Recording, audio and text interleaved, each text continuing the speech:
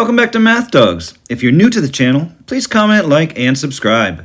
If you have any questions, please comment down below.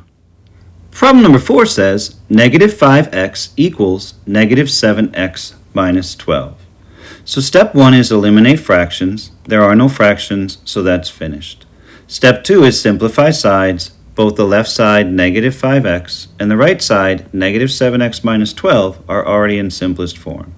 So I'm on step 3, which is add opposites.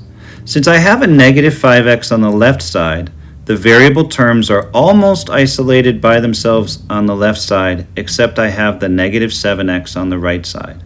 So I'm going to choose to add 7x to both sides. Negative 7x and positive 7x will be 0, and therefore they'll be eliminated from the right side.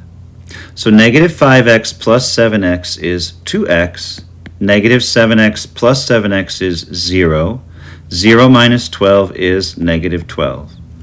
Now I have my variable terms isolated on the left side and my number terms isolated on the right side.